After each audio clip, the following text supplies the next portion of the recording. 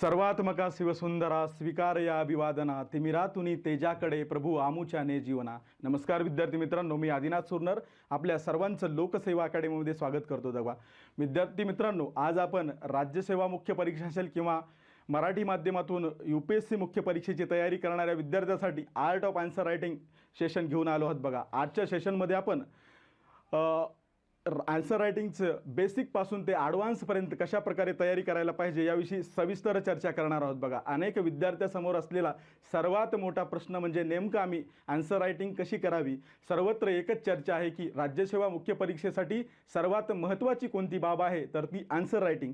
मग विद्यार्थी गोंधळून गेलेले आहेत, त्यांना एक दिशा मिळावी, त्यांना एक डायरेक्शन मिळावं, यासाठी आपण काय केले आहोत की बाबा एक स्पष्ट आणि क्रिस्टल क्लिअरिटी मिळावी, यासाठी काय केलं आहे की बाबा एक नवीन सेशन घेऊन आलो आहोत. त्यामध्ये आन्सर रायटिंगबद्दल सर्व माहिती देणार आहोत, त्याचबरोबर सर्व इतर बाबींची देखील चर्चा करणार आहोत. बघा, मग आन्सर रायटिंगचा विचार केला तर बघा, आपण असं म्हणू शकतो की जी डिस्क्रिप्टिव्ह किंवा वर्णनात्मक परीक्षा आहे यामधील आन्सर रायटिंग हा सर्वात महत्त्वाचा भाग आहे. तर राज्यसेवा मुख्य परीक्षेचा आत्मा म्हटलं तरी चालेल. बघा, आता त्याचबरोबर आपल्याला काय करायचं आहे की नेमकं यामध्ये काय करायचं आहे, त्याचबरोबर आजच्या सेशनमध्ये आपण काय पाहणार आहोत तर आन्सर रायटिंगची आवश्यकता काय आहे, त्याचबरोबर त्याच्या संबंधित काही आव्हाने आहेत, त्याचबरोबर त्याची स्ट्रॅटेजी रणनीती कशा प्रकारे असायला पाहिजे, त्याचबरोबर उत्तराची संरचना कशा प्रकारे असायला पाहिजे, म्हणजेच कशा प्रकारे आपण स्ट्रक्चर्ड वेनं उत्तर लिहू शकतो, त्याचबरोबर आपण काय करायला पाहिजे, नेमकं केव्हा आणि कशा प्रकारे उत्तरं लिहायला पाहिजे याविषयी सविस्तर माहिती पाहणार आहोत. तर चला तर आता आज आपण आपल्या पुढच्या भागाकडे वळू. तर बघा, उत्तर लेखनाचा विचार केला तर मग सुरुवातीला आपण काय पाहणार आहोत. मग सर्वजण म्हणत आहेत की बाबा उत्तर लेखन खूप महत्त्वाचं आहे. मग उत्तर लेखन आपल्या परीक्षेसाठी कशा प्रकारे महत्त्वाचं आहे, त्याचबरोबर त्याची नेसेसरिटी काय आहे, त्याच म्हणजेच त्याची आवश्यकता काय आहे याविषयी पाहण्याचा प्रयत्न करू. बघा, उत्तर लेखनाचा विचार केला तर आपल्याला माहीत आहे की बाबा UPSC आणि MPSC मुख्य परीक्षा ही केवळ उमेदवाराकडे किती माहिती आहे तपासण्यासाठी आहे का, तर नाही. UPSC आणि MPSC यामध्ये उमेदवाराकडे किती माहिती आहे हे तपासण्याचा प्रयत्न केला जात नसून त्यामध्ये काय केला जातो, माहितीचा उमेदवार किती योग्य वापर करून प्रश्नाच्या अपेक्षेनुसार किती परिणामकारक विचार मांडू शकतो यावर भर दिलेला असतो. बघा, उमेदवाराकडे किती माहिती आहे यापेक्षा तो त्याच्या माहितीचं कशा प्रकारे युटिलायझेशन करतो यावर विशेष भर दिला जातो. त्यानंतर पुढे बघा, उत्तर लेखनाच्या माध्यमातून परीक्षक काय करतो, उमेदवाराच्या उत्तरातून त्याची विचार पद्धती, त्याचबरोबर त्याचा दृष्टिकोन आणि प्रशासकीय परिपक्वता पाहण्याचा प्रयत्न करतो. परीक्षक काय करतो तर उमेदवाराकडून त्याची विचार करण्याची क्षमता असेल, त्याचा दृष्टिकोन असेल, त्याचबरोबर त्याची प्रशासकीय परिपक्वता कशा प्रकारची आहे हे पाहण्याचा प्रयत्न करतो. त्याचबरोबर उत्तर लेखनातून सर्वप्रथम उमेदवाराचं विश्लेषण आणि समालोचनात्मक क्षमता प्रतिबिंबित होते. जनरली आपण पाहतो की बाबा ऑब्जेक्टिव्ह टाईप क्वेश्चनमध्ये आपल्याला सरळ सरळ प्रश्न विचारले जातात. त्यामध्ये काय होतं की बाबा एखाद्या उमेदवाराचं काय आहे तर विश्लेषण आणि समालोचना करण्याची जी कॅलिबर आहे ते त्याला त्यामध्ये दिसून येत नाही, आणि तेच ह्या आन्सर रायटिंगमध्ये पाहण्याचा प्रयत्न केलेला असतो. त्याचबरोबर उत्तर लेखनात्मकतून संकलनात्मक स्पष्टता व समतोल दृष्टिकोन, एखाद्या बाबीविषयी त्याची कन्सेप्ट किंवा कल्पना किती क्लिअर आहे, त्याचबरोबर तो कशा प्रकारे बॅलन्स्ड अप्रोचनं एखादा विषय टॅकल करू शकतो यावर भर दिलेला असतो. बघा, अशा प्रकारे आपल्याला आवश्यकता पाहायला येते. त्याचबरोबर मुख्य परीक्षेत वेळ व शब्दमर्यादा अत्यंत महत्त्वाचे घटक असतात आणि ते काय बघा उत्तर लेखनातूनही ही कौशल्ये तपासली जातात. मुख्य परीक्षेचा विचार केला तर वेळ त्याचबरोबर शब्दमर्यादा हे खूप महत्त्वाचे घटक आपल्याला दिसून येतात आणि ते उत्तर लेखनातूनही ही कौशल्ये काय केली जातात, तपासली जातात. त्याचबरोबर ज्ञानाला गुणामध्ये रूपांतर करण्याची खरी कला म्हणजे कशामध्ये जडलेली असेल तर उत्तर लेखनामध्ये जडलेली असते.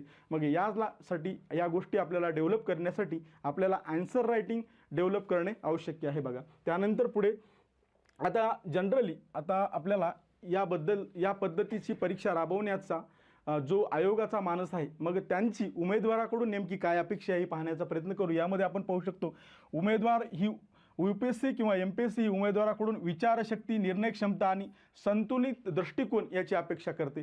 तर MPSC किंवा UPSC असेल तर उमेदवाराकडून त्यांची काय अपेक्षा आहे तर बाबा त्याची विचारशक्ती कशा प्रकारची आहे किंवा तो निर्णय कशा प्रकारे घेतो आणि त्याचबरोबर तो आपलं बॅलन्स्ड ओपिनियन कशा प्रकारे देतो हे पाहण्याचा प्रयत्न केला जातो। याचबरोबर आयोगाच्या अधिकृत अधिसूचनेत नमूद केल्याप्रमाणे प्रश्नाचा उद्देश हा उमेदवाराची विषयावरील मूलभूत समज, विश्लेषणात्मक क्षमता आणि परस्पर विरोधी सामाजिक आर्थिक उद्दिष्टावर समतोल मत मांडण्याची क्षमता तपासली जाते।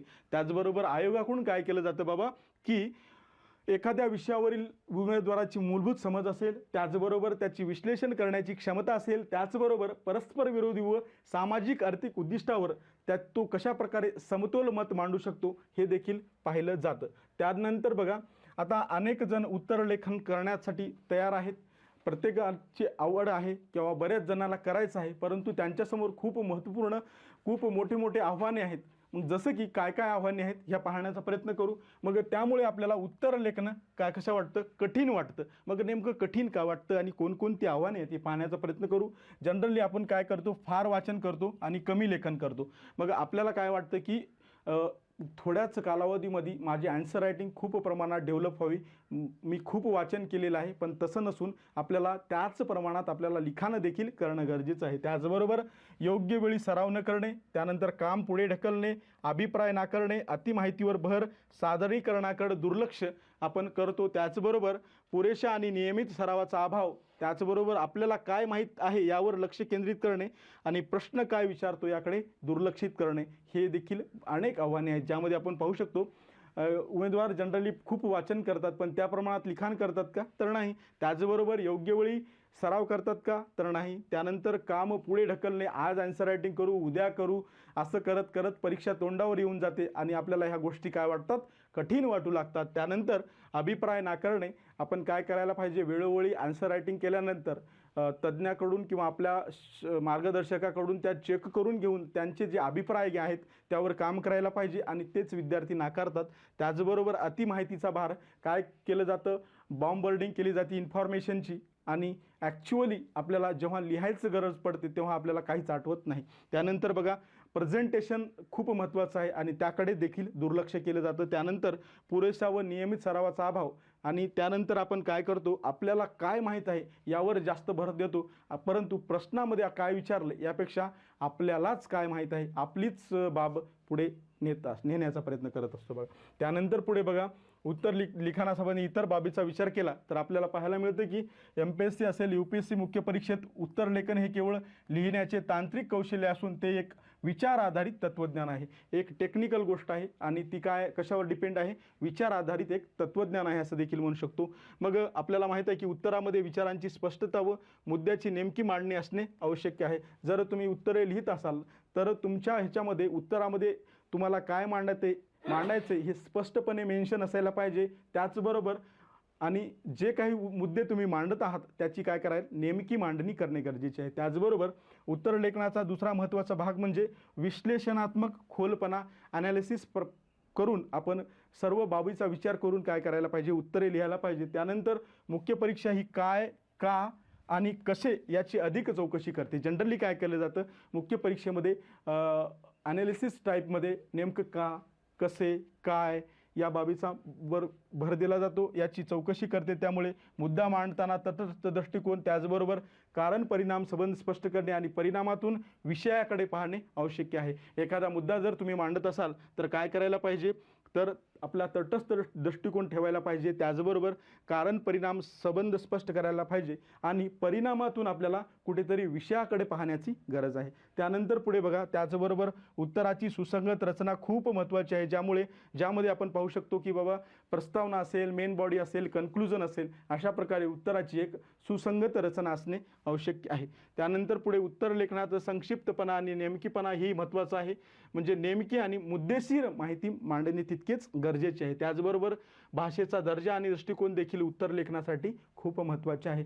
जनरली काय केलं जातं की फ्लॉवरी लँग्वेज किंवा किचकट भाषा वापरली जाते। अनेक विद्यार्थ्यांचा असा मानस असतो की बाबा मी खूप ॲडव्हान्स लेवलच्या भाषेमध्ये लिहिलं तर आम्हाला जास्त मार्क पडतील, तर तसं नाही। तर त्याचबरोबर आपल्याला काय करायला पाहिजे, सोप्या सरळ भाषेत लिहायला पाहिजे आणि आपला दृष्टिकोन स्पष्टपणे परीक्षकापर्यंत पोहोचणे गरजेचे आहे। त्यानंतर बघा पुढे आता मुख्य परीक्षेतील नेमकं उत्तर लेखनाचं स्वरूप काय याविषयी माहिती पाहण्याचा प्रयत्न करू. तर बघा, मुख्य परीक्षा ही पूर्णतः वर्णनात्मक आहे. आपण बघितलं की बाबा एकूण 1750 मार्काची परीक्षा जी आहे ती काय आहे, पूर्णपणे वर्णनात्मक स्वरूपाची असल्यामुळे केवळ यामध्ये ज्ञान असणे पुरेसे ठरत नाही, तर उत्तर लेखनात काय लिहायचे आणि कसे लिहायचे याला तितकेच महत्त्व आहे. बघा, ही परीक्षा वर्णनात्मक असल्यामुळे आपल्याला ज्ञान असून भागत नाही, तर आपल्याला नेमकं काय लिहायचं आहे आणि कसं लिहायचं आहे हे देखील माहीत असणं तितकंच गरजेचं आहे. त्याचबरोबर मुख्य परीक्षेत चांगल्या प्रकारचे सादरीकरण हे अर्धच यश मिळवून देतं. प्रेझेंटेशन कशाला प्रकारे असायला पाहिजे ते आपण आता पुढे पाहणारच आहोत, परंतु चांगल्या प्रेझेंटेशनमुळे तुमचं अर्ध यश तिथेच सिक्युअर झालं असं मानलं जातं. बघा, त्यानंतर पुढे बघा, आता आपण ॲक्च्युअली आन्सर रायटिंग म्हणजे नेमकं काय आणि आन्सर रायटिंगचे स्ट्रक्चर कशा प्रकारे असायला पाहिजे, त्यामध्ये आपण सुरुवातीला इंट्रोडक्शन असेल, त्यानंतर मेन बॉडी, त्यानंतर कन्क्लुजन हे कशा प्रकारे असायला पाहिजे याविषयी सविस्तर माहिती पाहू. आता उत्तराची संरचना पाहायला गेलं तर आपल्याला सुरुवातीला प्रस्तावना असेल, मग प्रस्तावनेमध्ये नेमकं आपल्याला कशाचा समावेश करायचा आहे याचा आपण अभ्यास करू. बघा, यामध्ये सर्वप्रथम आपल्याला प्रस्तावनेमध्ये पाहायला गेलं तर मुख्य परीक्षेमध्ये उत्तराची सुरुवात ही जितकी प्रभावी सुसंगत असेल तितकीच परीक्षकाच्या मनात ती सकारात्मक छाप सोडते. बघा, आता आपण एखादं उत्तर लिहित आहोत, मग उत्तर लिहिताना आपण सुरुवातीला प्रस्तावना लिहितो, मग प्रस्तावनेमध्ये जे आपण काही मांडलंय किंवा आपण ती जितकी प्रभावी लिहिली किंवा सुसंगत लिहिली तेवढीच तितकं काय केलं जातं, परीक्षकाच्या मनामध्ये आपण छाप सोडू शकतो. मग प्रस्तावनेमध्ये नेमकं काय समाविष्ट करायला पाहिजे, आपण एक सुसंगत व व्यवस्थित किंवा ॲडव्हान्स प्रस्तावना कशा प्रकारे करू शकतो याविषयी सविस्तर माहिती पाहू. बघा, यामध्ये सुरुवातीला आपण प्रस्तावनेमध्ये नेमकं काय करू शकतो, कशा प्रकारे आपण प्रस्तावना लिहू शकतो. बघा, आपण सुरुवातीला काय लिहू शकतो, विषयाची थोडक्यात माहिती देऊ शकतो. प्रश्नामध्ये जो विषय विचारलेला आहे, प्रश्नामध्ये जो मुद्दा विचारलेला आहे त्याची आपण थोडक्यात माहिती देऊ शकतो किंवा डिफाईन करू शकतो. त्यानंतर एखादा प्रश्न असेल त्याचा संदर्भ देऊ शकतो, त्याची पार्श्वभूमी म्हणजेच बॅकग्राऊंड देऊ शकतो. त्यानंतर पुढे आपण एखाद्या फॅक्ट्सनुसार किंवा एखाद्या आकडेवारी किंवा कोट्स किंवा नुसार आपण काय करू शकतो किंवा एखाद्या प्रश्नाच्या हेतूनुसार प्रस्तावना देऊ शकतो, ज्यामध्ये आपण फॅक्ट्स वापरू शकतो, आकडेवारी, त्याचबरोबर कोट्सचा देखील वापर करू शकतो. त्यानंतर व्याख्या किंवा संबंधित चर्चेतील मुद्दा आपण देऊ शकतो. एखादी मुद्दा आपल्याला विचारलेला आहे त्यामध्ये अलीकडे चालू घडामोडी मध्ये एखादा मुद्दा चालू असेल तर आपण तेथे मेन्शन करू शकतो. त्यानंतर पुढे बघा, अशा प्रकारे आपण आता प्रस्तावना सुरू केली. मग आता प्रस्तावनेचा नेमका उद्देश काय हे थोडक्यात पाहण्याचा प्रयत्न करू. बघा, आता प्रस्तावनेचा सर्वात महत्त्वाचा उद्देश म्हणजे परीक्षकाचं त्या प्रश्नाबद्दल लक्ष वेधून घेणे. सुरुवातीला आपण जे प्रश्नामध्ये लिहिणार आहोत त्याबद्दल परीक्षकाचं सुरुवातीला काय करायचं आहे, लक्ष वेधून घ्यायचं आहे. त्याचबरोबर उत्तराची दृष्टी स्पष्ट करायची आहे. त्यानंतर प्रस्तावना लिहिताना सर्वप्रथम मुख्य संकल्पनाची स्पष्ट व नेमकी व्याख्या करणे. आता प्रस्तावना लिहिताना आपण जे प्रश्नाची जी मुख्य संकल्पना आहे त्याची काय करायची आहे, तर स्पष्ट व नेमकी व्याख्या त्यामधून प्रस्तुत करायचे. त्यानंतर पुढे प्रस्तावनेतील प्रश्न पुन्हा स्पष्ट करणे म्हणजे प्रश्नात नेमकं काय विचारलं आहे याचं थोडक्यात अन्वयार्थ मांडणे. बघा, प्रश्न नेमका कशा संबंधित विचारलेला आहे त्याविषयी आपण थोडक्यात मांडू शकतो. त्यानंतर प्रस्तावनेतील घटनात्मक, धोरणात्मक किंवा चालू घडामोडी संदर्भ दिल्यास उत्तर अधिक परिपक्व आणि अद्ययावत वाटतं. बघा, आता सपोज एखाद्या मुद्द्यावर आपल्याला प्रश्न विचारलेला आहे तर आपण जर त्याला चालू घडामोडीचा संदर्भ दिला म्हणजेच स्टॅटिक आणि करंट जोडून इंट्रोडक्शन लिहिण्याचा प्रयत्न केला तर ते अधिक प्रभावी वाटतं. बघा, त्यानंतर पुढे आता अशा प्रकारे आपण इंट्रोडक्शन कशा प्रकारे लिहू शकतो याविषयी थोडक्यात माहिती पाहिली. आता त्यानंतर आपण मेन बॉडी म्हणजे नेमकी कशा प्रकारे लिहायला पाहिजे याविषयी चर्चा करू. आता मुख्य परीक्षेतील उत्तरामध्ये मुख्य भाग हा उत्तराचा कणा आणि हाच भाग सर्वाधिक गुण मिळवून देणारा असतो. मुख्य परीक्षेचा विचार केला तर आपण सुरुवातीला इंट्रोडक्शन लिहितो, ज्यामध्ये परीक्षकाचं आपल्या उत्तरावर म्हणजे खेचून घेतो, म्हणजेच उत्तराचा मुख्य गाभा आपण तिथून सांगू शकतो. त्यानंतर बघा, इंट्रोडक्शन झाल्यानंतर मेन बॉडीमध्ये आपण काय करू शकतो की बाबा त्यामध्ये याला काय म्हटलं जाऊ शकतं की बाबा हा उत्तराचा कणा आहे आणि हाच भाग आपल्याला सर्वाधिक गुण मिळवून देऊ शकतो. यामध्ये उमेदवार परीक्षकाची खरी समज, विश्लेषण क्षमता आणि लेखन कौशल्य मुख्य भागातून तपासतो. आता आपलं आन्सर रायटिंग चेक होत असताना एखाद्या क्वेश्चनला मार्क्स देताना उत्तरामध्ये जो मेन बॉडीचा भाग आहे त्यामध्ये परीक्षक काय चेक करतो तर बाबा उमेदवारांना तो मुद्दा किती प्रमाणात समजला आहे, तो त्याचं विश्लेषण कशा प्रकारे करू शकतो, त्याचबरोबर त्याचं लेखन कौशल्य देखील या मेन बॉडीमधून दिसून येतं. मग मुख्य भागामध्ये नेमकं काय समाविष्ट करायला पाहिजे जेणेकरून आपलं उत्तर अधिक प्रभावी वाटेल. यामध्ये बघा मुख्य मुद्द्यांची आपण काय करायला पाहिजे, क्रमवार मांडली केली पाहिजे. त्याचबरोबर पॉईंट, सब पॉईंट, डायग्राम आणि चार्ट्सचा वापर केला पाहिजे. आता आपलं उत्तर प्रभावी दिसण्यासाठी मेन्स बॉडीमध्ये पॉईंट, सब पॉईंट, चार्ट, डायग्राम्सचा आपण खूप मोठ्या प्रमाणात वापर करणे गरजेचे आहे, ज्यामुळे आपलं उत्तर इतरापेक्षा थोडं उठून दिसेल. बघा त्यानंतर बघा यामध्ये कारणे परिणाम असेल, फायदे तोटे, सकारात्मक नकारात्मक अशा विविध पैलूंचा समावेश करणे. त्याचबरोबर उदाहरणे, आकडेवारी, सरकारी योजना व केस स्टडीचा देखील आपण वापर करू शकतो. मग मेन बॉडीमध्ये आपण कारण परिणाम संबंध असेल, फायदे तोटे, सकारात्मक नकारात्मक यासारख्या विविध बाबी, त्याचबरोबर उदाहरणे असतील, आकडेवारी, सरकारी योजना आणि केस स्टडी देखील मेन्शन करू शकतो. त्याचबरोबर उत्तराच्या शेवटी जे डिरेक्टिव्ह वर्ड्स दिलेले आहेत, ज्यामध्ये आपण पाहू शकतो की डिस्कस करा, इव्हॅल्युएट करा, क्रिटिकली ॲनालाइज करा, यांचा देखील आपल्याला विचार करून त्यानुसार काय करायला पाहिजे, विश्लेषण करणे गरजेचे आहे. त्यानंतर बघा आता मुख्य भागाचा नेमका उद्देश काय आहे, तर आपण याच्या माध्यमातून काय करू शकतो, विषयाचं सखोल विश्लेषण करू शकतो. एखाद्या प्रश्नामधील जो महत्त्वपूर्ण मुद्दा आहे त्याचं सखोल विश्लेषण आपण मुख्य भागातून करू शकतो. त्याचबरोबर परीक्षकाला सर्वांगीण व सुसंगत दृष्टिकोन या माध्यमातून देऊ शकतो. त्याचबरोबर मुख्य परीक्षेतील उत्तर लिहिताना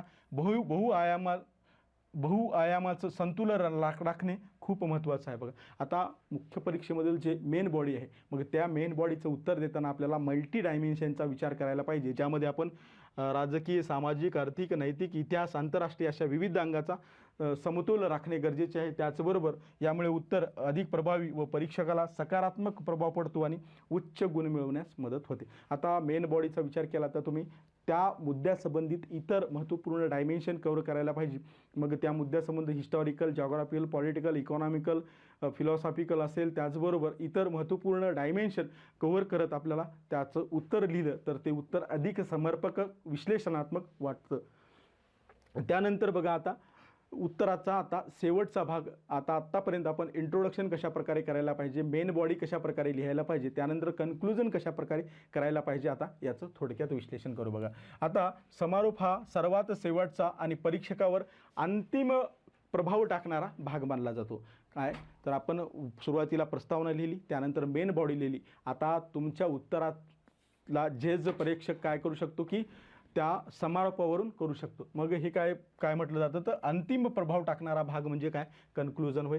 उत्तराचा शेवट प्रभावी, सुबोध व विचारशील असल्यास तो गुणसंख्येवर सकारात्मक प्रभाव टाकू शकतो. जर तुमचं उत्तरचा जे कन्क्लुजन आहे ते प्रभावी असेल, सुबोध असेल, त्याचबरोबर विचारशील असेल तर कुठेतरी एक्झामिनरच्या मनात पॉझिटिव्हिटी क्रिएट होऊन तुम्हाला जास्त मार्क्स मिळण्याची शक्यता असते. बघा मग समारोपामध्ये नेमकं काय समाविष्ट करायचे तर बघा उत्तरात मांडलेले मुद्दे संक्षेपात पुन्हा सांगणे. जे उत्तरात जे मुद्दे मांडले आहेत ते समरीच्या स्वरूपात काय करायचे तर आपल्याला कन्क्लुजनमध्ये मांडायचे. त्यानंतर उत्तरात शेवटी आपण उपाय, सुधारणा किंवा दीर्घकालीन दृष्टिकोन सुचवू शकतो. आता एखाद्या मुद्द्यावर आपण उपाय असेल, सुधारणा असेल किंवा त्यावर वे फॉरवर्ड म्हणजेच दीर्घकालीन दृष्टिकोन सुचवू शकतो. त्याचबरोबर समारोप हा सकारात्मक, आशावादी व निर्णायक असावा. समारोप हा पॉझिटिव्ह, ऑप्टिमिस्ट अशा प्रकारचा असणे गरजेचे आहे. त्याचबरोबर राज्यघटनेतील मुद्दे, न्यायालयीन निवाडे, कोर्ट्सचा वापर केल्याने समारोप अधिक प्रभावी होऊ शकते. आता त्या मुद्द्यासंबंधित सुप्रीम कोर्टचे काही जजमेंट्स असतील, त्याचबरोबर काही महत्त्वपूर्ण कोर्ट्स असतील किंवा त्याचबरोबर काही त्या संबंधित काही केस स्टडीज असतील तर त्याचा जर वापर केला तर उत्तराचा समारोप अधिक समर्पक वाटू शकतो. त्याचबरोबर समारोप हे फक्त भावनिक विधान नसून तर्कसंगत, विश्लेषणात्मक व प्रश्नाशी सुसंगत असावे. आता शेवटी तुम्ही समारोप तर करत आहात, मग तुम्ही त्याचा वापर भावनिक म्हणून करू शकतो का तर नाही.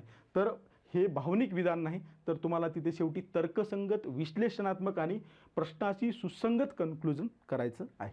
त्यानंतर पुढे बघा अशा प्रकारे आपण सुरुवातीला आतापर्यंत इंट्रोडक्शन, त्यानंतर मेन बॉडी आणि कन्क्लुजन म्हणजे नेमकं काय समाविष्ट करायला पाहिजे आणि त्याचा काय पर्पज असतो याविषयी सविस्तर माहिती पाहिली. आता त्यानंतर पुढे आपण काय करू तर आन्सर रायटिंगसाठी काही महत्त्वपूर्ण गाईडलाईन्स आहेत, मार्गदर्शक तत्त्वे आहेत ते पाहण्याचा प्रयत्न करू. बघा, आन्सर रायटिंगचा विचार केला तर आता सुरुवातीला प्रस्तावना ही संक्षिप्त आणि स्पष्ट असायला पाहिजे.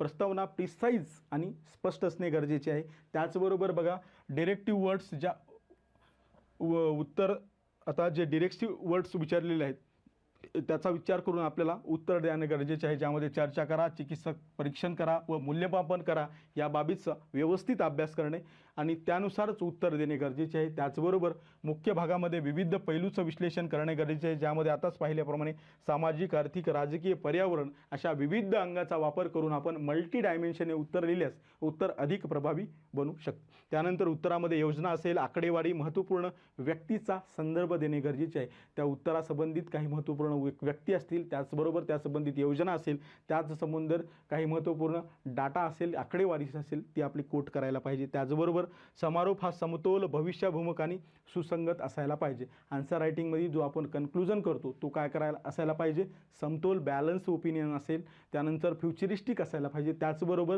तो उत्तरासाठी सुसंगत असणे तितकेच गरजेचे आहे. त्याचबरोबर प्रेझेंटेशन हे स्वच्छ व स्पष्ट, आकर्षक असावे.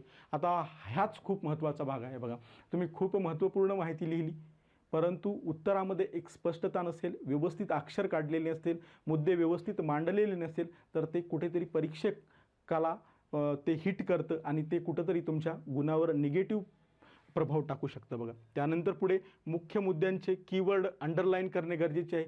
जर तुम्ही व्यवस्थित उत्तर लिहिलं, मग पॉईंट फॉर्मॅटमध्ये असो किंवा पॅरा फॉर्मॅटमध्ये असो, मग तुम्ही काय करायला पाहिजे, जे इम्पॉर्टंट वर्ड्स आहेत ते अंडरलाईन करायला पाहिजे आणि त्याद्वारे परीक्षकाला दाखवून द्यायला पाहिजे की बाबा इथं मी महत्त्वपूर्ण मुद्दा मांडलेला आहे. त्यानंतर उत्तरामध्ये आकृत्या, फ्लोचार्ट, टेबल्सचा वापर करणे गरजेचे आहे, ज्यामुळे तुमचं उत्तर इतरापेक्षा काय उठून दिसेल, प्रभावी दिसेल. त्याचबरोबर त्याचा एक्झामिनरवर वेगळाच परिणाम पडू शकतो. त्याचबरोबर संपूर्ण प्रश्नाची पूर्तता करा. प्रश्नातील संपूर्ण भागांना जस्टिस द्या, कारणे, परिणाम, उपाय. आता काय होतं, प्रश्न डायरेक्ट आता आपल्या अकॅडमिक्स लेवल सारखे नसतात, तर प्रश्न थोडे ॲडव्हान्स असेल, त्यामध्ये प्रश्न 2-3 विभागामध्ये तोडून विचारण्याचा प्रयत्न केला जातो. मग प्रत्येक विभागाला आपल्याला जस्टिस दिला पाहिजे, जेणेकरून आपल्याला चांगले मार्क्स मिळतील. त्यानंतर बघा, मुख्य भाग आणि समारोप हा रिपिटेशन टाळा. आता तुम्ही तोच भाग ॲज इट इज मुख्य भाग पुढे समारोपामध्ये लिहित असाल तर ते कुठं तर निगेटिव्ह होतं. मग मुख्य भागात असणारा कंटेंट पुन्हा समारोपामध्ये रिपीट येणार नाही याची काळजी करायला पाहिजे. त्यानंतर उत्तर हे इंट्रोडक्शन, मेन बॉडी, कन्क्लुजन याच फॉर्मॅटमध्ये असायला पाहिजे. किती बी घाई असेल, तुम्हाला वेळ कमी असेल तर सुरुवातीला तुम्ही छोट्या 2-3 ओळीत का होईना इंट्रोडक्शन करायला पाहिजे आणि 2-3 ओळीमध्ये कन्क्लूड करायला पाहिजे, ज्यामुळे ते उत्तर स्ट्रक्चर्ड मध्ये दिसून येईल. त्यानंतर बघा, उत्तरामध्ये साधी, सोपी, सरळ व स्पष्ट भाषा असणे गरजेचे आहे. आता मी आत्ताच म्हटल्याप्रमाणे फ्लॉवरी लँग्वेजचा आपल्याला वापर टाळायचा आहे. त्यामध्ये आपल्याला छोटी छोटी वाक्ये आणि सोपी, साधी, सरळ वाक्य बनायची, जी वाचताना परीक्षकाला ताण येणार नाही, त्याला आपले उत्तर एकदम व्यवस्थित वाटेल अशा प्रकारे आपल्याला त्याची रचना करायची आहे. त्यानंतर उत्तरामध्ये स्वतःचा विश्लेषणात्मक दृष्टिकोन जोडण्याचा प्रयत्न करायचा आहे. बघा, उत्तरामध्ये आपण जेवढं ॲनालिटिकल वेने उत्तर प्रेझेंट करू तेवढाच आपला जास्त इम्पॅक्ट पडू शकतो. त्यामुळे आपण म्हणू शकतो की बाबा, good answer is not one with more fact but with better structure and clarity. म्हणजेच तुम्ही जास्तीत जास्त फॅक्ट्स दिल्या तर ते काही चांगलं उत्तर आहे असं आपण म्हणू शकतो का? तर नाही.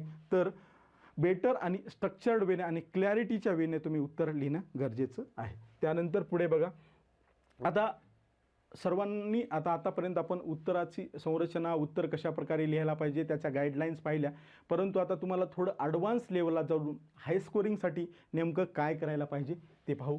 त्यामध्ये मुख्य परीक्षेत अनेकदा उमेदवार अभ्यासक्रमानुसार अचूक माहिती, पूर्ण व मुद्देसूद उत्तरे लिहितात. अनेक उमेदवार काय करतात बाबा, सर्व अभ्यासक्रमाचा व्यवस्थित अभ्यास करतात, काय करतात त्याचबरोबर अचूक माहितीचा वापर करून मुद्देसूद उत्तर लिहितात. तरी पण अंतिम मूल्यांकनामध्ये काही मोजकेच उत्तरे परीक्षकाच्या नजरेत उठून दिसतात, कारण उत्तरामध्ये केवळ माहिती नसून योग्य प्रेझेंटेशन असते. आता अनेक उमेदवारांचा अभ्यास चांगला असतो, त्यांच्याकडे चांगल्या प्रकारचं नॉलेज असतं, ते सर्व मुद्दे देखील लिहितात, परंतु कुठेतरी त्यांचे प्रेझेंटेशन हे वीक असतं आणि त्यामुळे त्यांना इतरांच्या तुलनेत कमी मार्क्स पडताना दिसून येतात. मग आपण म्हणू शकतो की जरी तुमच्याकडे इन्फॉर्मेशन असेल आणि प्रेझेंटेशन नसेल तर तुम्ही तितकं प्रभावी उत्तर लिहू शकणार नाही.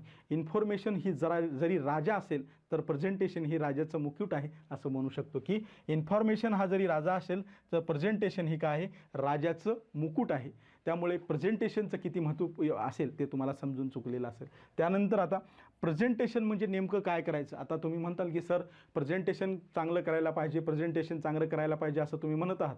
मग नेमकं प्रेझेंटेशन आपण सादरीकरण कशा प्रकारे चांगलं करू शकतो हे थोडक्यात पाहू बघा.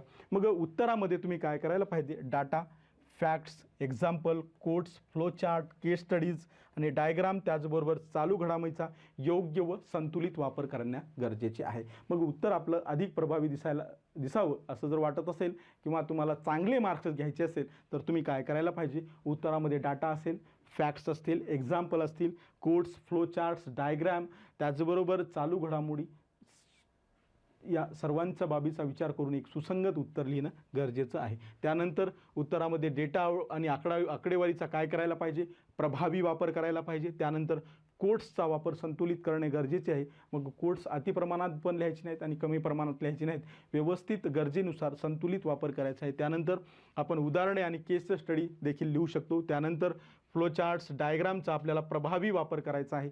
त्यानंतर मल्टी डायमेन्शननुसार आपल्याला उत्तराची मांडणी करायची आहे. त्यानंतर पुढे कायदेशीर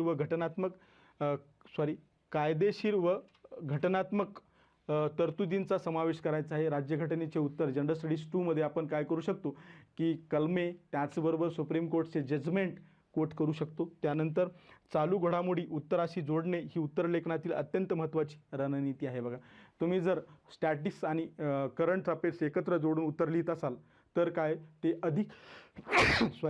अधिक प्रभावी वाटू शकतं. कारण बघा, अनेक वेळा उत्तरे सैद्धांतिक, तत्वज्ञानात्मक व एकसुरी वाटू लागतात. त्यामुळे काय करायला पाहिजे, समकालीन संदर्भ जोडणे गरजेचे आहे. बऱ्याच वेळा आपण पाहू शकतो की उत्तरे आपल्याला एकसुरी, सैद्धांतिक व तात्विक वाटू शकतात. त्यामुळे काय करायला पाहिजे, आपण त्याला करंट अफेअर्सचा टच देऊन ते काय करायला पाहिजे, उत्तर अधिक सुसंगत बनवायला पाहिजे. त्यानंतर पुढे बघा, याचबरोबर आपल्याला काय करायचे, स्मार्ट पद्धतीने डेटा व प्रमुख शासकीय अहवाल उत्तरामध्ये नमूद करायचे आहे. डेटा त्याचबरोबर प्रमुख शासकीय अहवाल काय करायचे, उत्तरामध्ये नमूद करायचे. ज्यामध्ये आपण इकॉनॉमिक सर्वे असेल, नीती आयोग रिपोर्ट असेल, इंडेक्स आपण उत्तरामध्ये काय करू शकतो, मेन्शन करू शकतो. त्यानंतर आता अनेक जण मग आता सर्वांचा ची एकच क्वेरी आहे की बाबा उत्तर लेखन करायचे, मग कसं करायचे आणि केव्हा करायचे.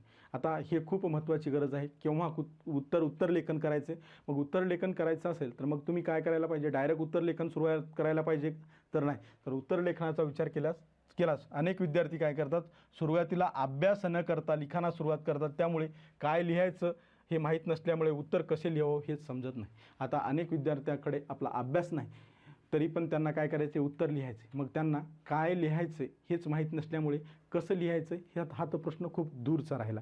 त्यामुळे आता काय आपली स्ट्रॅटेजी कशा प्रकारे असायला पाहिजे, मग उत्तर लेखन नेमकं केव्हा करायला पाहिजे हे आपण इथे थोडक्यात पाहण्याचा प्रयत्न करू. तर बघा, सुरुवातीला तुम्ही आता जनरल स्टडीज 1 असेल, 2, 3, 4 किंवा ऑप्शनल असेल, यामध्ये सपोज तुम्ही GS1चा अभ्यास आता आन्सर रायटिंग करायचे. बघा, तुमचा GS1मधील इंडियन सोसायटी असेल, मग इंडियन सोसायटीमधील तुमचा सर्व स्लॅबस, त्याचं सोर्सेस आणि ते पण कन्साईज सोर्सेस असायला पाहिजे. मग यावर तुमचा अभ्यास असणे गरजेचे आहे. त्याचबरोबर त्यावर तुमच्या स्वतःच्या नोट्स असायला पाहिजे. त्यानंतर त्याचं तुम्ही रिव्हिजन करायला पाहिजे आणि शेवटी उत्तर लेखन करायला पाहिजे. मग आता आपण एखाद्या विषयाचा अभ्यास करत आहोत, मग एखादा विषय आहे, मग त्या विषयाचा व्यवस्थित आपला अभ्यास असायला पाहिजे. म्हणजे त्याचा संदर्भ सोर्सचा कन्साईज असायला पाहिजे. त्यानंतर आपण त्यावर नोट्स काढायला पाहिजे. मग त्या नोट्सचं पुन्हा रिव्हिजन करायला पाहिजे आणि त्यानंतरच आन्सर रायटिंग करायला पाहिजे. अशा पद्धतीने तुम्ही गेलात तर तुम्ही प्रभावी आन्सर रायटिंग कराल. अदरवाईज तुम्ही काय कराल तर डायरेक्ट आन्सर रायटिंग करायला जाल, तुमच्याकडे नॉलेज नसेल, तुम्ही काहीतरी लिहाल आणि तुम्ही डिस्करेज होण्याचे खूप चान्सेस आहेत. त्यानंतर बघा, पुढे आता आपण पाहिलं की उत्तर लेखन केव्हा करावं. त्यानंतर आता उत्तर लेखन कसे करायचं हे खूप महत्त्वाचं आहे. आता उत्तर लेखन नेमकं कसं करायचं, आता हा आपल्या आजच्या सेशनमधील सर्वात महत्त्वाचा भाग आहे. मग यामध्ये आपण बघा, सुरुवातीला आपण आता इंट्रोडक्शन करतो. मग इंट्रोडक्शनमध्ये काय करायला पाहिजे, यामध्ये प्रश्नातील कीवर्ड आपण डेफिनेशन द्यावी. आपण उत्तरामध्ये आता सुरुवातीला इंट्रोडक्शनमध्ये आपल्याला जे विचारलेले आहेत क्वेश्चन विचारला आहे, मग त्याचं इंट्रोडक्शन देताना आपण काय करायला पाहिजे, डेफिनेशननुसार आपण त्याचं इंट्रोडक्शन करू शकतो. त्याचबरोबर यामध्ये विषयावर प्रस्तावना द्यावी. आता अनेक विषयांचं आपली वेगवेगळी डिमांड असते, त्यानुसार आपलं इंट्रोडक्शन असायला पाहिजे. इतिहासाचा विचार केला तर आपण काय करू शकतो, नेते किंवा महत्त्वाच्या घटना कोट्स करून आपण काय करू शकतो, इंट्रोडक्शन देऊ शकतो. त्यानंतर भूगोलाचा विचार केला तर थेरी असेल, फॅक्ट्स असेल, मॅप्सचा देऊन आपण इंट्रोडक्शन करू शकतो. त्यानंतर सोसायटीमध्ये विचारवंत, त्याचबरोबर समाजातील इतर समकालीन चालू घडामोडीचा संदर्भ देऊन आपण इंट्रोडक्शन करू शकतो. त्याचबरोबर चालू घडामोडी राज्यघटनेमध्ये आपण फंडामेंटल ड्युटी, DPSP, प्रियांबल किंवा कलमे यानुसार देखील आपण आपला इंट्रो देऊ शकतो. त्याचबरोबर आपण अर्थशास्त्राचा विचार केला तर फॅक्ट्स, डाटा, डायग्राम्सचा वापर करून आपण काय करू शकतो, प्रभावी प्रस्तावना देऊ शकतो. मग निरनिराळ्या विषयामध्ये कशा प्रकारचं आपलं इंट्रोडक्शन असायला पाहिजे याविषयी माहिती पाहिजे. त्यानंतर न्यूज बॅकग्राऊंड. आता सपोज आपण इंट्रोडक्शनमध्ये किंवा इंट्रोडक्शन नंतर आता आपल्याला जो प्रश्न विचारला आहे त्या संबंधित अलीकडे काही महत्त्वपूर्ण घडामोडी घडली असेल तर ती त्याशी जोडणे गरजेचे आहे, ज्यामुळे तुमचा त्या विषयावर असणारा होल्ड परीक्षकाला समजून जाईल. त्यानंतर पुढे बघा, आता अनेक विद्यार्थ्यांच्या समस्या आहे, सर आम्ही उत्तर हे पॅरा फॉर्मॅटमध्ये लिहायला पाहिजे का पॉईंट फॉर्मॅटमध्ये लिहायला पाहिजे. तर बघा विद्यार्थी मित्रांनो, जनरल स्टडीचा विचार केला तर तुम्ही जास्तीत जास्त पॉईंट फॉर्मॅटमध्ये उत्तरे लिहायचा प्रयत्न करायला पाहिजे, जेणेकरून मल्टी डायमेन्शन त्यामध्ये कवर होतील. ऑप्शनलमध्ये आपण डिस्क्रिप्टिव्हमध्ये काय करू शकतो, पॅरा फॉर्मॅटमध्ये उत्तरं देऊ शकतो, ज्यामध्ये काय केलं होतं, ॲनालिसिस करासारखे क्वेश्चन येतात. परंतु जनरल स्टडीजचा विचार केला तर जास्तीत जास्त आपण पॉईंट्स फॉर्मॅटचा वापर करायला पाहिजे. सामान्य अध्ययनचा पेपरमध्ये शक्यतो पॉईंट फॉर्मॅटमध्ये उत्तरे द्यावी, जेणेकरून विविध आयाम आपण समाविष्ट करू शकतो. आता त्यानंतर बघा, आता तुम्ही सांगितलं सर पॉईंट फॉर्मॅटमध्ये उत्तर द्या, आणि मग ते नेमकं कसं द्यायचं. तर बघा, आता सपोज 10 गुणाचा प्रश्न असेल तर आपण 10 पॉईंट द्यायला पाहिजे आणि तो प्रश्न 7 मिनिटामध्ये कव्हर करायला पाहिजे. मग आता आपण आज या ठिकाणी काय करू, प्रश्न त्याचबरोबर त्याचे मार्क्स आणि त्यासाठी लागणारा वेळ हा देखील पाहण्याचा प्रयत्न करू. आता 10 गुणासाठी प्रश्न असेल 10 पॉईंट आणि 7 मिनिटं. मग 10 गुणासाठी 10 पॉईंट म्हणजे आपल्याला असं लिहायचे का 1, 2, 3 10 पॉईंट, तर तसं नाही. तर कुठेतरी प्रस्तावना ही आपल्या स्वतःमध्ये एक पॉईंट आहे, कन्क्लुजन देखील आपल्या एक स्वतःमध्ये पॉईंट आहे. त्यानंतर मेन बॉडीमध्ये तुम्ही 7-8 पॉईंट मेन्शन करू शकता. त्यानंतर पुढे बघा, 12 गुणाचा प्रश्न असेल तर 12 पॉईंट, त्याला 9 मिनिट. त्याचबरोबर 15 गुणाचा प्रश्न असेल तर 15 पॉईंट, म्हणजे त्याला 11 मिनिट देऊ शकतो. मग जर सपोज 10 गुणाचा प्रश्न असेल तर आपण 7 मिनिटामध्ये तो अटेम्प्ट करायला पाहिजे, 12 गुणाचा प्रश्न 9 मिनिटामध्ये अटेम्प्ट करायला पाहिजे, आणि 15 गुणाचा प्रश्न 11 मिनिटामध्ये अटेम्प्ट करणे गरजेचे आहे. आणि त्याचबरोबर अशा प्रकारे आपल्याला पॉईंट द्यायचे आहेत. त्यानंतर पेपर स्पेसिफिक कीवर्डचा वापर करायचा आहे. प्रत्येक पेपरमध्ये आपल्या स्वतःची एक भाषा असते, ती भाषा डेव्हलप करणे आणि त्यानुसारच आपली उत्तर रचना करणे गरजेचे आहे. त्याचबरोबर एक्झाम्पल्सचा वापर, ज्यामध्ये आपण जॉग्राफी आणि इथिक्समध्ये ट्रमेंडस प्रमाणात काय करू शकतो, एक्झाम्पल कोट्स करू शकतो. त्यानंतर पुढे बघा, आपण डायग्राम्सचा वापर, यामध्ये आपण काय करू शकतो, आपलं उत्तर अधिक प्रभावी दिसण्यासाठी आपण उत्तरामध्ये डायग्राम्स वापरू शकतो. मग डायग्राम्सचा विचार केला तर आपण इतिहासाचा विचार केला तर क्रोनॉलॉजिकल डायग्राम लिहून आपलं उत्तर प्रभावी करू शकतो. त्यानंतर हबल अँड स्पोक, ही तर सर्व जनरल स्टडीसाठीच खूप महत्त्वपूर्ण आहे. यामध्ये आपण अशा प्रकारे हबल अँड स्पोकचा वापर करून काय करू शकतो, उत्तरे देऊ शकतो. त्यानंतर अशा प्रकारे देखील आपण आकृत्या काढून उत्तरे देऊ शकतो. त्यानंतर भूगोल व आंतरराष्ट्रीय संबंधाचा विचार केला तर आपण मॅप्सचा वापर करू शकतो. भूगोलामध्ये जनरली आपण महाराष्ट्र असेल, त्याचबरोबर भारत, त्यानंतर जगाच्या मॅप्सच्या माध्यमातून उत्तरे अधिक समर्पक देऊ शकतो. इंटरनॅशनल रिलेशनमध्ये देखील आपण उत्तरांचा मॅप्सचा प्रभावी वापर करू शकतो. इकॉनॉमिक्सचा विचार केला तर आपण ग्राफ्स देखील काढू शकतो. यामुळे आपले उत्तर अधिक प्रभावी दिसेल. त्यानंतर आता आपण जे काही महत्त्वपूर्ण मुद्दे लिहिणार आहोत, आता प्रत्येक बाबीचं आपल्याला सब हेडिंग देखील तितकंच व्यवस्थित लिहिणे गरजेचे आहे. त्याचबरोबर जे काही महत्त्वपूर्ण मुद्दे मांडणार आहोत त्यांना अंडरलाईन देखील करायचं आहे. त्यानंतर आता सर्वात महत्त्वाचा बाब म्हणजे, तर बघा, परीक्षेतील सर्वात महत्त्वाची गोष्ट काय असेल तर तुम्हाला सर्व प्रश्न अटेम्प्ट करायचे आहेत. काय करायचं आहे तर सर्व प्रश्न अटेम्प्ट करायचे आहेत. एक 4-5 प्रश्न हाय क्वालिटीचे लिहून बाकीचे प्रश्न स्किप केले तर तुम्हाला म्हणावे तितकी गुण येणार नाहीत. जर तुम्हाला वाटत असेल तर बाबा ॲव्हरेज लिखाण करा, वर्स्टमध्ये ॲव्हरेज लिखाण करा, परंतु सर्व क्वेश्चन टॅकल करण्याचा प्रयत्न करा, जेणेकरून तुम्हाला जास्तीत जास्त मार्क येतील. परंतु तुम्ही व्यवस्थित सराव केला तर हाय क्वालिटीमध्ये तुम्ही सर्व उत्तरे लिहू शकाल. परंतु आपल्याला एक देखील क्वेश्चन मिस करायचा नाही. त्यानंतर माहिती नसलेल्या प्रश्नासंबंधी सर बघा, आता काही असे प्रश्न येतात, आउट ऑफ बॉक्स क्वेश्चन येतात, मग आम्ही काय करायचे? तर बघा विद्यार्थी मित्रांनो, असे प्रश्न आपण भलेही ऑब्जेक्टिव्ह सोडू शकत नाहीत, परंतु डिस्क्रिप्टिव्हमध्ये आपल्याला त्या बाबतीत थोडकं तर माहीत असतं. मग त्या संबंधित रिलेटेड माहिती आपल्याला लिहून यायचे. मग त्यामध्ये आपण काय करू शकतो, अशा प्रकारच्या प्रश्नामध्ये संबंधित माहिती लिहिण्याचा प्रयत्न करायला पाहिजे. मग आता संबंधित माहिती आपल्याकडे कमी प्रमाणात असेल तर मग उत्तराची रचना कशा प्रकारे असायला पाहिजे, डायग्राम्स आणि फ्लोचार्टचा वापर करून आपण तो पानभर उत्तर दाखवण्याचा प्रयत्न करायला पाहिजे, जेणेकरून आपल्याला त्यावर देखील मार्क्स मिळू शकतील. अशा प्रकारे त्यानंतर पुढे आपण पाहू शकतो की अशा प्रकारे आपण त्यानंतर कन्क्लुजन कसं करू शकतो. आता अनेक विद्यार्थ्यांच्या काय समस्या असतात, बाबा उत्तरे तर लिहितात परंतु वेळेच्या अभावी ते कन्क्लूड करण्याचं विसरतात. मग कमीत कमी जरी वेळ असला तर आपल्याला कन्क्लुजन करणे मस्ट आहे. बघा कमीत कमी वेळ असेल तरीसुद्धा समारोप लिहिणे बंधनकारक आहे, कारण यामुळे तुमचे मार्क्स काय होऊ शकतात, कमी होऊ शकतात.